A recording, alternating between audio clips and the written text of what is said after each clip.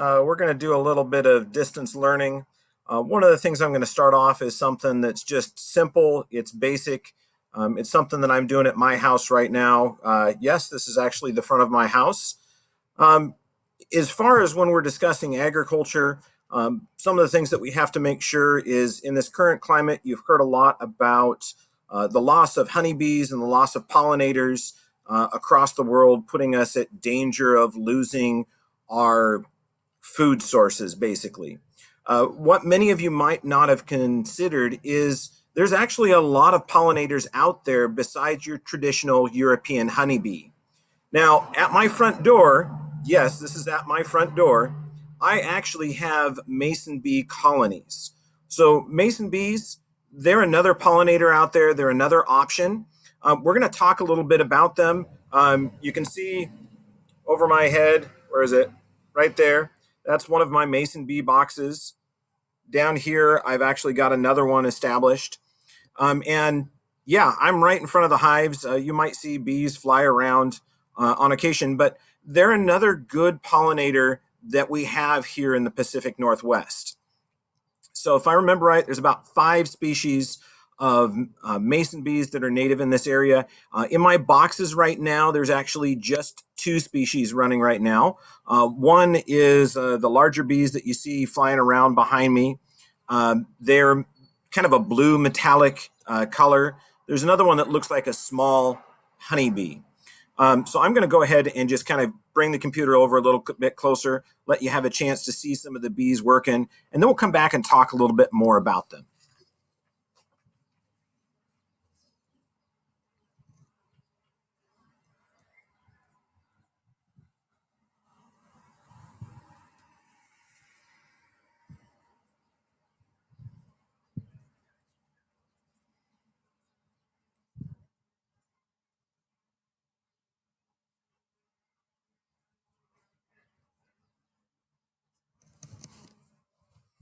All right, so that was a little bit of a close-up of my hive. Really, it's not a hive like a honeybee. It's more of a box with a bunch of holes or tubes in it. With these, the other thing you're going to notice is I'm right in the middle of the flight path. If this was European honeybees, they'd never be right here at, oh, there it is, back over here, there, whatever, you get the idea. They wouldn't be right at my front door. I went through and counted last night. There's 129 bees in the colony. You can come in with a flashlight and you shine it down the holes and you can see the bees in there. I counted them last night. It's a fairly good size colony. But they're a very, very gentle bee. So here's this box right back here. You know, I can come in and have my hands right in the middle of the bees. And as long as I'm not squishing or pinching them, they're going to be okay. As far as a pollinator, these are great. They come out really early in the year. They actually start flying mid to late February, whenever our temperature gets up about 55 degrees. And they, on warm days, really start working early. You know, I've come out here as early as 8 o'clock in the morning and they're flying. They're almost flying to 8 o'clock. They're flying after dusk. Your European honeybee doesn't do that by any stretch of the imagination. They're more of a fair weather bee. They'll fly probably 10:30 once the temperature really gets up there, and they quit a lot earlier. The other thing is, with a honeybee, you can have them fly hundreds of yards. They can fly a half mile. Mason bees, they're different. They actually stay within about a 300-foot range. So with these mason bees, you see they're really, really busy. They're going in and out. They're flying over to some of my flowers in my flower beds, and they're coming right back. They're going to make about 10 times the number of trips to the flowers that a regular European honeybee is going to do. So as far as a pollinator, they're great. They're running early, they're running long, they're making more trips, they're more effective. With them, they're also only really looking for the pollen. You know, they're not out there collecting the nectar like the honeybees do. There's no honey in this hive, nothing that a human would really want to eat. They're simply just pollinating the flowers, collecting the pollen, moving it flower to flower, and bringing back to the nest. So Let me take you out for a little bit of a walk. We'll look at some of the flowers that they're out there currently pollinating, and then we'll come back and chat a little bit more.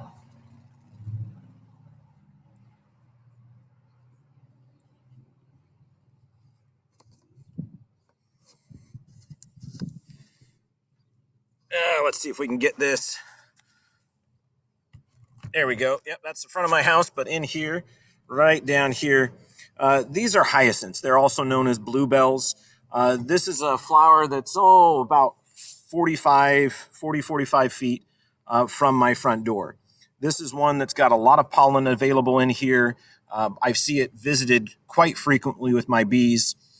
And with my flower garden, it's really, really kind of set up for a pollinator like the mason bee.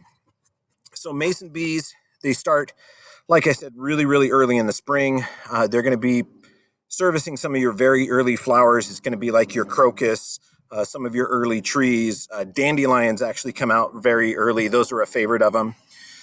So for me, I start out with, of course, the crocus.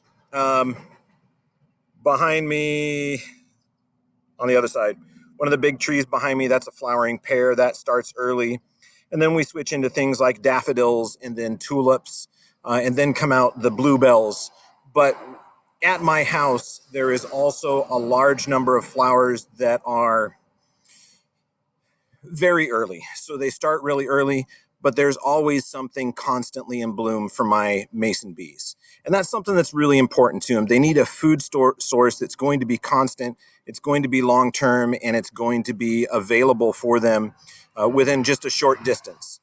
So for a lot of people, you're going to have an area where you think you'd like a pollinator in there, but if you don't have a large number of flowers for a large period of time, you're not going to have mason bees stick around. They'll actually disappear. The other thing for the mason bees that you need is they do need a source of mud. So let me see how I can get this. There we go. So I've got a dish out here with a jar of water and some clay material here. And that jar, as the water evaporates out of the mud, that water then seeps back into the mud and keeps that moist. You can kind of see the air bubbles coming up there. But the mason bees need that mud constantly because for their colony, they're actually using mud to cap it off once they filled it up with pollen. And they try to seal that into that hole or that crevice the best they can, but they're going to struggle a little bit with parasites. And there are a lot of parasites around that affect mason bees.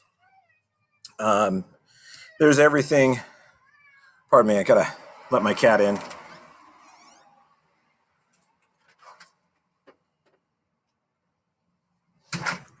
There's everything from something called a pollen mite to something called a dermestid beetle. And then there's even a parasitic wasp. And all of those are trying to get at either the young or the pupa of the mason bee, or they're trying to get at the food source or the pollen that's stored for them. So with those, the design of what you use in your house is, it kind of determines the survival rate of your hives. So I told you there's 129 bees in my colony. So with my colony, each queen can lay up to about 20 eggs. There's 129 of them. They'll put anywhere from 4 to 6 eggs in each hole, which means my colony right now, it's actually kind of small. I'm going to need about 645 holes for these bees to nest in. So in the coming days, I've actually got to do some more drilling of holes, or I need to get some more bamboo or some paper tubes. But there's a lot of extra things that I need to add in order for my mason bee colony to grow. Let me show you a couple of options, things that I'm experimenting with my mason bees to see what works best for me. There's 2 of them over my right shoulder here. This is a commercial, there you go, a commercial mason bee hive. On the edges, there is bamboo. In the center, there's actually drilled blocks, and those blocks interlock together so you can actually open it up at the end of the season and clean the cocoons to remove the parasites. Bamboo, it's kind of so-so. It doesn't allow you to open up the tubes to clean them, so you do get parasite buildup year to year. The interlocking blocks, I found my mason bees don't really care for them. They like the bamboo better. So I may be going out today and trying to find some more bamboo and work at building another hive.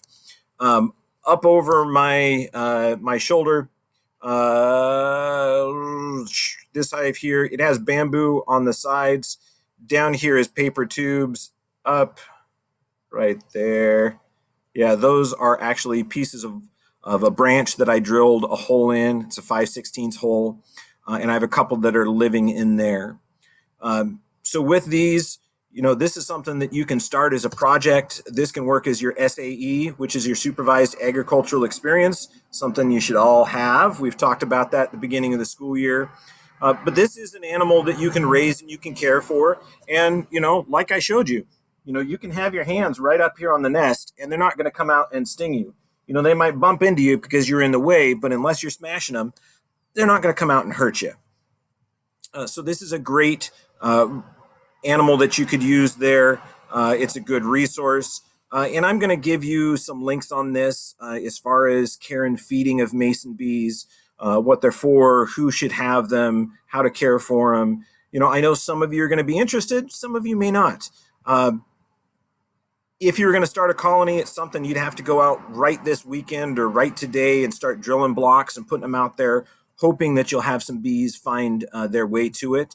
Or next year, you can order mason bees online and have them delivered to your house and set up your own colony.